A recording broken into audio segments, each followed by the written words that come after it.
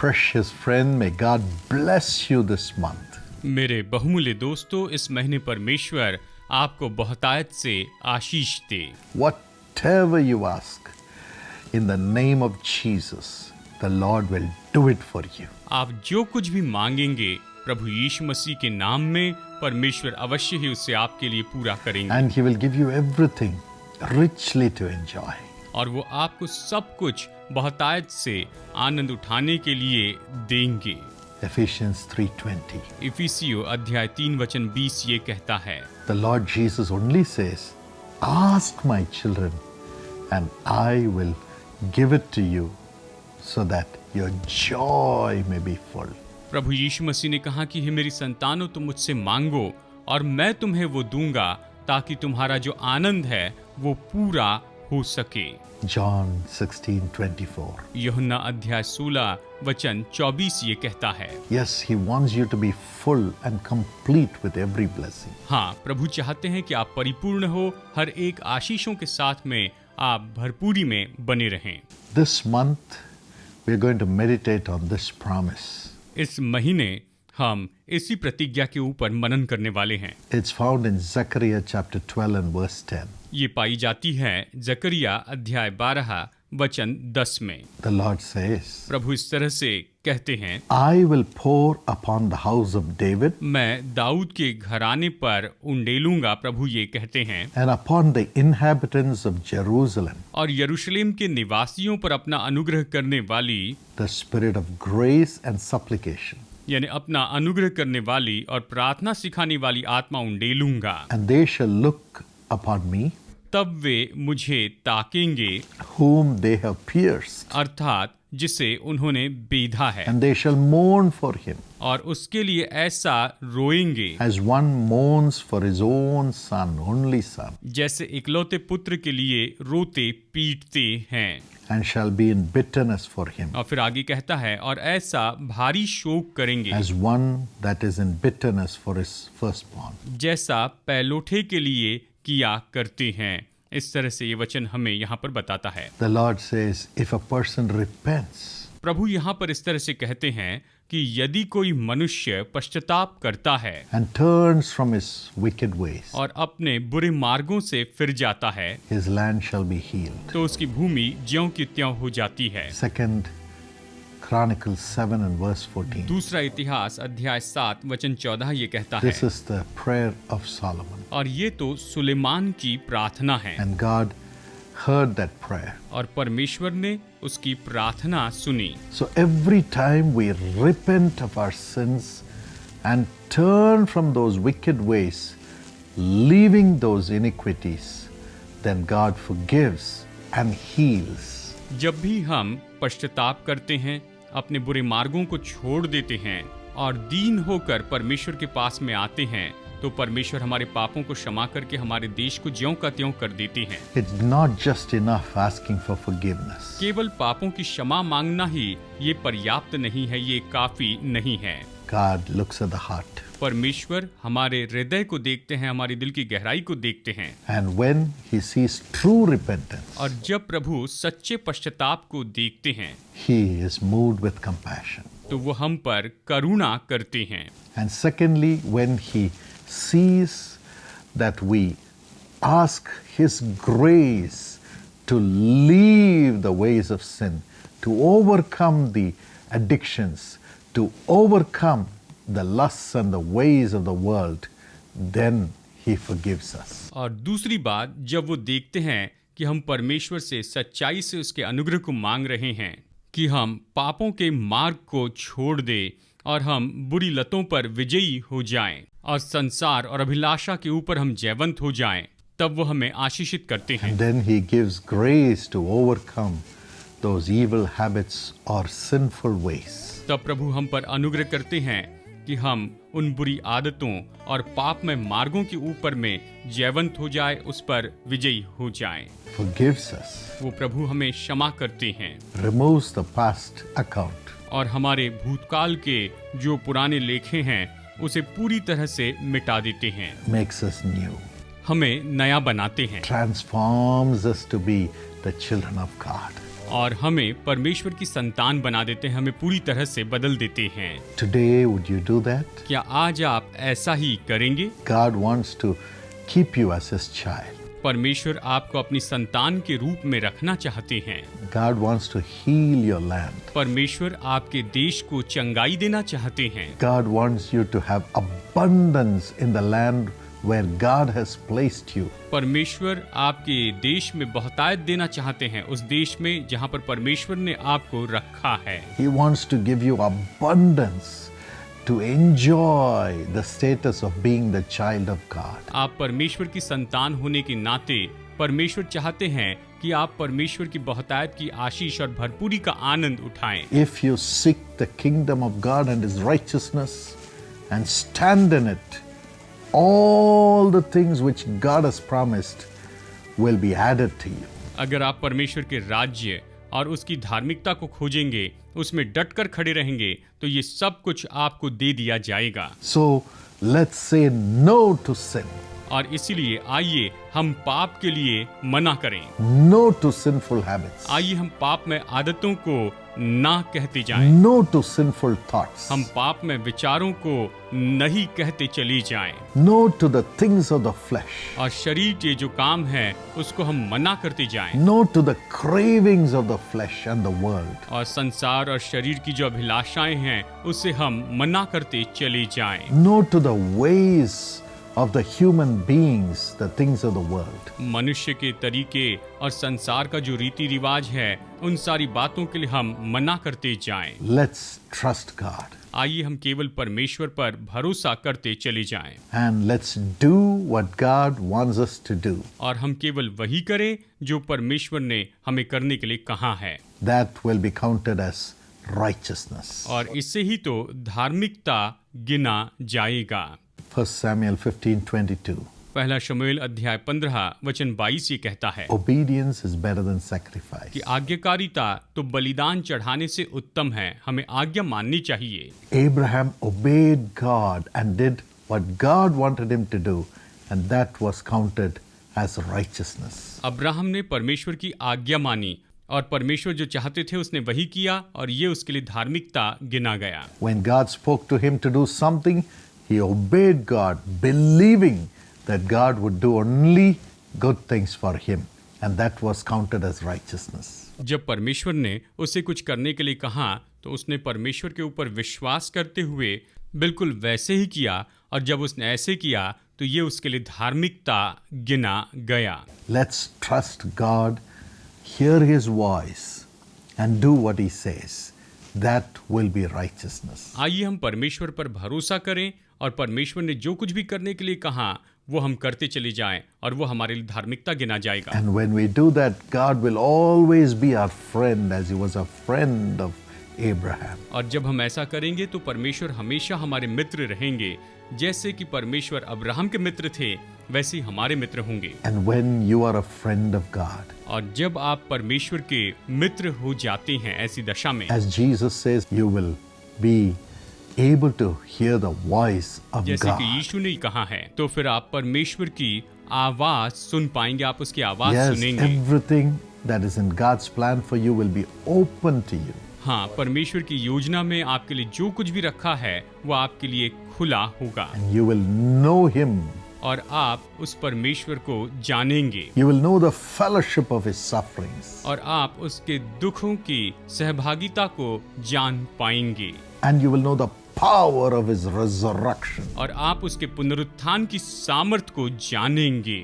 Philippians 3:10. फिलिपियो अध्याय 3 वचन 10 ये कहता है, And walk in the supernatural. और आप अलौकिक में होकर चलते चले जाएंगे And the windows of heaven shall pour down a blessing which you cannot hold. और आकाश के झरोके से आप पर ऐसी आशीषें उंडेली जाएंगी जिसे आप थाम नहीं पाएंगे। For this, look to the one whom you would have pierced through your iniquities and repent and cry for forgiveness. और इसके लिए जरूरी है कि जिसको आपने अपने अधर्मों के द्वारा भेदा है उसकी ओर देखे और आप पश्चाताप करें। And God is willing to give you a new life today as His child. और परमेश्वर आपको अपनी संतान के रूप में पूरी तरह से नया जीवन देना चाहते हैं कि आप नया जीवन प्राप्त करें। Now, what are the ways in which we would have pierced him? अब वो कौन से तरीके हैं या मार्ग हैं जिसके द्वारा हमने प्रभु को बेधा है? In Hebrews 10:29 it says, we have trampled the blood of Jesus Christ by committing sin even though we know it is sin. इब्रानियों अध्याय 10 वचन 29 ये कहता है कि हमने प्रभु यीशु मसीह के लहू को अपने पैरों तले रौंदा है, हालांकि हम जानते थे कि ये पाप है, फिर भी हमने उसे किया है। Yes, that is transgression. और यही तो अपराध करना है, यही अपराध है। We trampled the blood of Jesus. हमने प्रभु यीशु मसीह के लहू को अपने पैरों तले कुचला है We pierce him again. और हमने उसे फिर से बेधा है।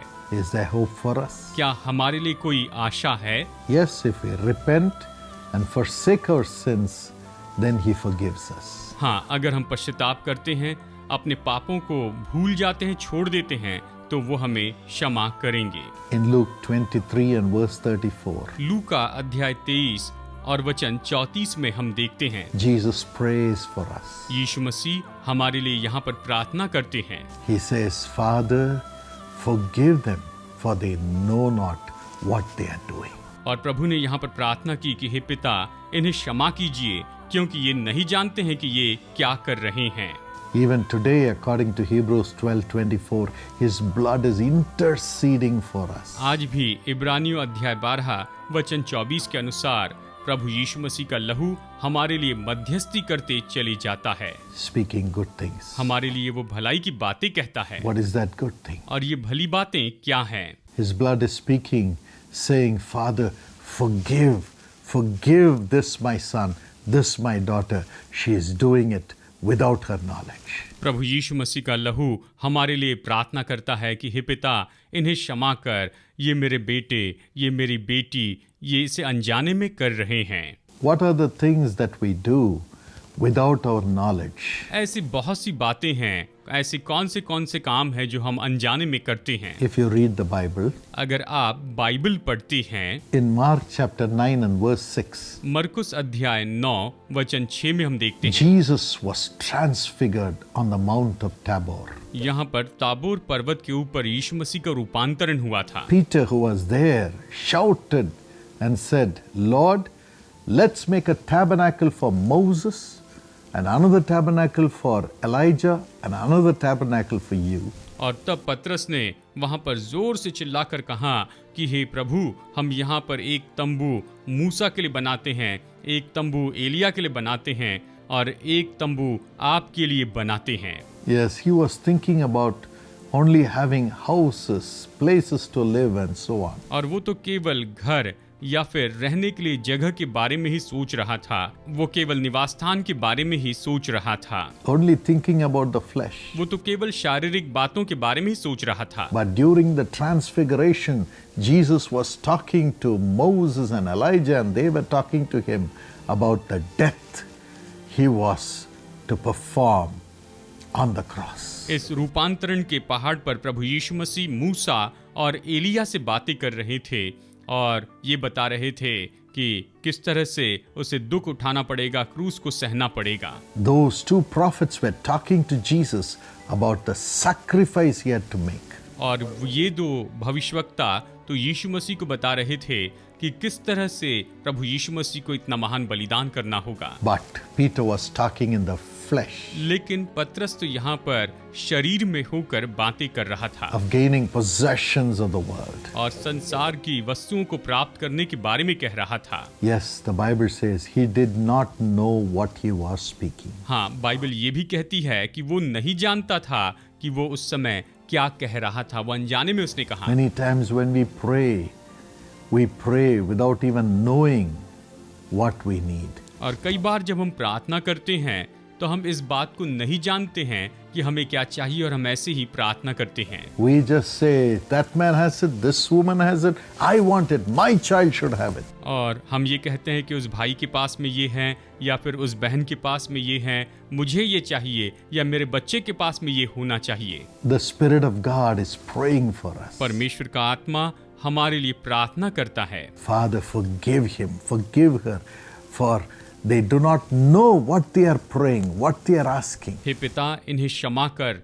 क्योंकि ये नहीं जानते हैं कि ये क्या प्रार्थना कर रहे हैं और क्या मांग रहे हैं। And the Spirit of God turns our heart to know the mind of God when we repent and say, Lord, show me your will, let me pray for it. जब हम पश्चाताप करते हैं तब परमेश्वर का आत्मा हम में काम करता है और हम इस तरह से कहते हैं कि हे प्रभु, आप मुझे बताइए कि आपकी इच्छा क्या है और मैं वैसे ही करूंगा। God hears that prayer और परमेश्वर उस प्रार्थना को सुनते हैं and brings His blessings upon us. और परमेश्वर अपनी आशीषों को हम पर लेकर आते हैं And we pray according to the mind of God. और हम परमेश्वर की इच्छा के अनुसार प्रार्थना करते चले जाते हैं। The second thing that we do without knowing is found in Mark 10:38. मरकुस अध्याय 10 वचन 38 में दूसरी बात जो हम देखते हैं, जो हम इस तरह से अनजाने में करते हैं। Jesus said to His disciples and their mother, You do not know what you are asking. और यीशु ने चेलों से और उस माता से कहा कि तुम नहीं जानते हो कि तुम क्या मांग रहे हो। What were they asking? वो क्या मांग रहे थे? Lord, one of us, your disciple, should sit on the right side of your throne and the other one on the left side of your throne. और वो मांग रहे थे कि प्रभु, आपके सिंहासन पर आपके साथ में हम में से एक आपकी दाहिनी ओर बैठे तो दूसरा बाईं ओर बैठे। We need positions, we need power, we need favor. हमें तो औहदे चाहिए, हमें तो सामर्थ चाहिए, हमें पद चाहिए, हमें कृपा पाना अच्छा लगता है। We need honor of this world. हमें इस संसार का आदर चाहिए होता है। Jesus said, if anyone has to be the head, he has to be the servant. प्रभु यीशु मसीह ने कहा कि अगर कोई बड़ा होना चाहता है तो जरूरी है कि वो पहले सेवा करे। But the disciples were talking about power.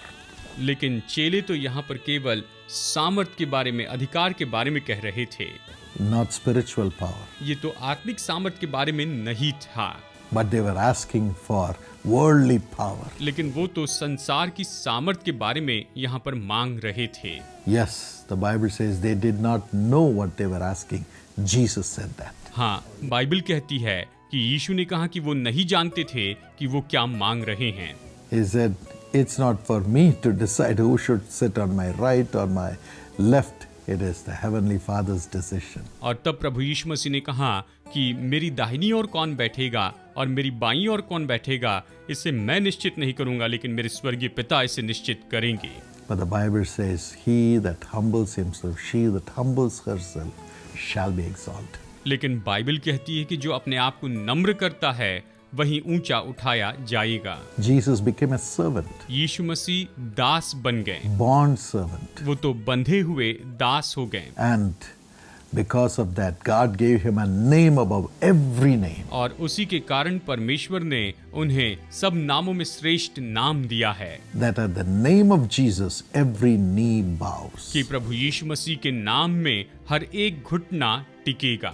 That is God's plan for you, और आपके लिए यही तो परमेश्वर की योजना है to honor you. कि आपको आदर देते चले जाएं। But when we ask for power of this world, it really bruises Jesus. लेकिन जब हम इस संसार की सामर्थ को मांगते हैं, प्रभु से सांसारिक सामर्थ मांगते हैं, तो ये उससे मानो कुचल देता है। People should see Jesus as the King of our lives. लोगों को हमारे जीवन के ऊपर यीशु को ही राजा के रूप में देखना चाहिए। Thirdly, और तीसरी बात ये है, what are the things we do which we do not know, for which Jesus is interceding for us? हम जिन बातों को नहीं जानते हैं और जो कुछ भी करते हैं उसके लिए प्रभु यीशु विनती करते हैं। If you read 2 Timothy 4 and verse 16, अगर आप दूसरा तिमोथियुस अध्याय 4 वचन 16 पढ़ते हैं, when Paul, God's servant, defended himself for the sake of the gospel, the people who were with him betrayed him and ran away. जब प्रेरित पौलुस यहाँ पर सुसमाचार के लिए खुद की रक्षा की तो उसके साथ में जो लोग थे वो उसे छोड़कर चले गए। When Jesus was taken after an arrest to be crucified, Judas betrayed him. जब यहूदा ने यीशु को धोखा दिया तब यीशु मसीह पकड़वाए गए और फिर उसे क्रूस पे चढ़ाने के लिए ले जाया गया। Peter denied him. और उस समय पतरस ने उसका इनकार किया। His disciples ran away. प्रभु यीशु के चेले वहां से भाग गए। If we do not stand up to defend Jesus, अगर हम यीशु मसीह के लिए वहां पर डट कर खड़े नहीं रहते हैं, if we do not stand up to defend the name of Jesus, जब हम यीशु मसीह के नाम के लिए वहां पर डट कर खड़े नहीं रहते हैं, we are bruising Jesus on the cross again. तो हम यीशु मसीह को फिर से क्रूस पर चढ़ा रहे हैं। We are piercing his body. हम उसकी देह को फिर से बेध रहे हैं We are trampling his blood. और हम उसके लहू को पैरों तले कुचलते जा रहे हैं। Let us not do that. Let's repent. आइए हम ऐसा न करें और हम पश्चाताप करें। Let us stand up for the name of Jesus. और आइए हम प्रभु यीशु के नाम के लिए खड़े रहें। In your job, आपके दफ्तर in में, your family, आपके परिवार में, in your witness, आपकी गवाही देने में never deny Jesus. आप कभी यीशु का इनकार मत कीजिए। If you have done it, repent today. अगर आपने ऐसा किया है तो आप इसके लिए पश्चाताप कीजिए। Jesus is praying for you. यीशु मसीह आपके लिए प्रार्थना कर रहे हैं। Father, forgive them, for they know not what they do. हे पिता, इन्हें क्षमा कीजिए क्योंकि ये नहीं जानते हैं कि ये क्या कर रहे हैं। When you testify about Jesus, जब आप प्रभु यीशु के बारे में गवाही देते हैं, Revelation 12:11 says, प्रकाशित वाक्य अध्याय 12 वचन 11 ये कहता है, Satan will fall down as lightning as you proclaim the name of Jesus boldly in the midst of your greatest attacks to destroy you. जब आप अपने सबसे बड़े हमलों के बीच में भी बड़े हियाव से यीशु मसीह के नाम की घोषणा करेंगे तो शैतान बड़ी बिजली के समान ऊपर से नीचे गिर जाएगा। Wow, you will overcome the devil and his angels. और निश्चय ही आप शैतान और उसके सारे दूतों के ऊपर में विजयी हो जाएंगे। If you have denied the name of Jesus, repent today. अगर आपने यीशु मसीह के नाम का इनकार किया है तो अभी पश्चाताप कीजिए। Then the Bible says, और फिर बाइबल ये कहती है, people were reading the scriptures, but they did not know him, so they crucified him. लोग वचन तो पढ़ रहे थे लेकिन वो उसे नहीं जानते थे, इसीलिए उन्होंने उसे क्रूस पर चढ़ाया। Jesus said, यीशु ने कहा, you do not know the scriptures, तुम वचनों को नहीं जानते हो nor the power of God. और ना ही परमेश्वर की सामर्थ को जानते हो। That is why you are erring, you're committing mistakes. और इसीलिए तुम गलतियां कर रहे हो You are not able to see Jesus. और तुम यीशु को नहीं देख पा रहे हो, ऐसे कहा। Yes, you may read the Bible. हाँ, शायद आप बाइबल पढ़ते होंगे You have not known Jesus. लेकिन फिर भी आपने यीशु को नहीं जाना है। Unless you have him in your heart, he is the word. He will connect you with the scriptures and you will not crucify Jesus. जब तक कि वो आपके दिल में न आ जाए, देखिए प्रभु यीशु वचन है तो आप उसे जानेंगे और आप यीशु को क्रूस पर नहीं चढ़ाएंगे। Otherwise you'll be simply reading the scriptures. नहीं तो फिर क्या होगा, आप बस ऐसे ही वचन पढ़ना है करके पढ़ते जाएंगे, But you will never know Jesus. लेकिन आप प्रभु यीशु मसीह को कभी नहीं जानेंगे And you will crucify him. और आप उसे क्रूस पर चढ़ा देंगे। Deny him. आप उसका इनकार करेंगे, You will never know his power. आप उसकी सामर्थ को कभी नहीं जान पाएंगे। You will never humble yourself to have the nature of Jesus to care for people. आप कभी खुद को नम्र नहीं कर पाएंगे कि आप यीशु मसीह के स्वभाव को लेते चले जाएं। You'll always be thinking only about the possessions of the world. और आप तो केवल हमेशा सांसारिक वस्तुओं और संसार के पदों के बारे में ही सोचते चले जाएंगे। Today repent. आज ही पश्चाताप कीजिए, Cry to God. आप परमेश्वर को पुकारिए, उससे प्रार्थना कीजिए। Jesus is praying for you. यीशु आपके लिए विनती कर रहे हैं He'll give you his godly nature और वो आपको अपना भक्तिपूर्ण स्वभाव देंगे and you will have him always. और आप हमेशा उसे पाएंगे, You will know him आप उसे जानेंगे and Satan will fall as lightning. और शैतान ज्योति के जैसे नीचे गिर जाएगा। Every possession in the world will be given to you संसार की हर एक धन संपत्ति आपको दे दी जाएगी and Jesus will honor you in heaven and on earth. और प्रभु यीशु मसीह स्वर्ग में और पृथ्वी पर आपका आदर करेंगे। May God give you this blessing. परमेश्वर आपको ये आशीष बहुतायत से दे। Loving Heavenly Father, प्रेमी स्वर्गीय पिता, we pray this grace upon our lives, Lord. हम हमारे जीवन के ऊपर इस अनुग्रह की प्रार्थना करते हैं। Forgive us. हमें क्षमा कीजिए, Wash us with your blood. हमें अपने लहू से धोकर शुद्ध कीजिए, Transform us. हमें बदल दीजिए। Help us to have you and follow you, Lord. प्रभु जी, आप हमारी मदद कीजिए कि हम आपको अपने साथ रखें और आपके पीछे चलते जाएं।